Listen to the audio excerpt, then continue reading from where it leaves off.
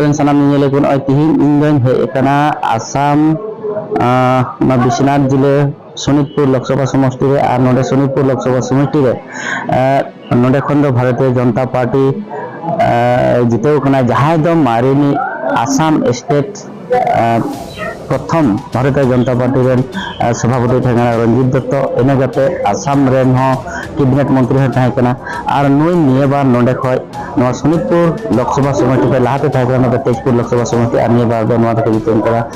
delimitation हगले Sonitpur Lok Sabha समष्टि खय are नवा सोनितपुर लोकसभा समष्टि खय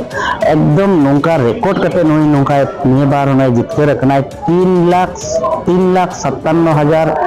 माने 800 वोट रे व्यवधान ते नोय जितेउ कना आर नोआ रेकॉर्ड पे नोंका नोआ रेकॉर्ड नोंका है लगे तीन आसाम रिया 14 गोटन लोकसभा समष्टि में 14 गोटन लोकसभा समष्टि रे 11 गोटन बीजेपी को जितेउ ना बीजेपी दरन को जितेउ कना आर टोटल कांग्रेस रेन दो पिया को जितेउ कना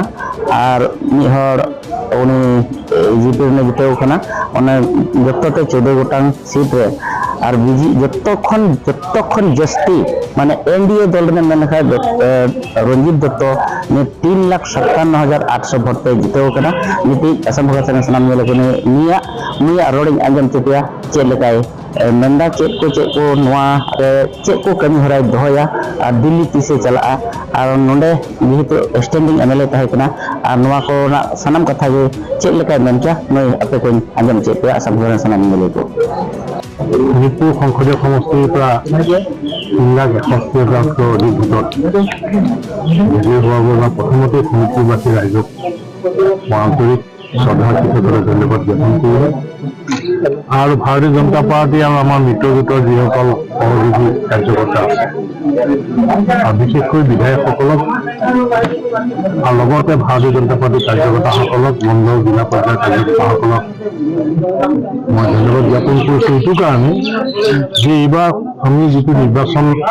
আমি ইয়াত খুব সুন্দৰভাৱে পৰিচালিত হ'ল মানুহৰ ঘৰে ঘৰে সম্পৰ্ক কৰাৰ কাৰণে আজি আমি 3,61,000 অধিক তাৰ বাবে গোটেই কৃতজ্ঞতা ধন্যবাদ আমাৰ কাৰ্যকৰ্তাসকলক আৰু গতিকে এই সমষ্টিৰ পৰা সংসদীয় সমষ্টিৰ পৰা যি ব্যৱধানত আমি বিজয়ী হৈছোঁ এইটো আমাৰ কাৰণে খুব শুভ লক্ষণ আৰু অনাগত দিনত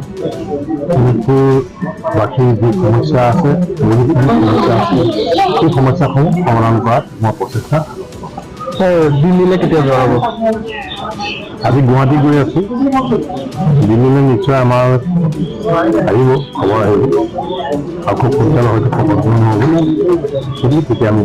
চৰকাৰ যা হ'ব ছাৰ চৰকাৰটো আমাৰ কংগ্ৰেছে কৈছে নীতিশ কুমাৰক প্ৰধানমন্ত্ৰী তুলিও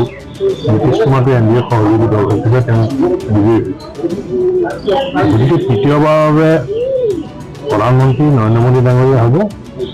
আৰু ভাৰতীয় জনতা পাৰ্টি এনডিএ মই এইটো ঠিক নাজানো শপত গ্ৰহণ এইটো আমাৰ পাৰ্লিয়ামেণ্টাৰী বৰ্ডে বা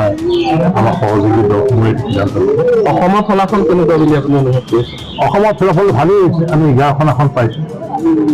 ফলাফল আমাৰ ভাল হৈছে আগতে আমাৰ 9খন আছিলে আমি 2খন আমাৰ বাঢ়িছে আমাৰ ফলাফল ভাল হৈছে যোৰহাটত কিন্তু বিজয় সাব্যস্ত কৰিব নোৱাৰিলোঁ যোৰহাটত আমি হাৰিছোঁ কিন্তু আমি কাজিৰঙাখন পাইছোঁ আগতে আমি কাজিৰঙা আমাৰ যিটো আগৰ পুৰণা কলিয়াবৰ সমষ্টিৰ পৰাটো আমি কেতিয়াও জিকা নাছিলোঁ কিন্তু এইবাৰ আমি কাজিৰঙাখন পাইছোঁ হয় যোৰহাটখন আমি হাৰিছোঁ তাৰ আমাৰ যিবিলাক কিহৰ কাৰণে হাৰিছোঁ সেইবিলাক আমাৰ দলে তাত নিশ্চয় এইবিলাক বিবেচনা কৰিম আৰু পৰৱৰ্তী পৰ্যায়ত সেই বহুখিনি শুধৰাবৰ কাৰণে আমাৰ দলে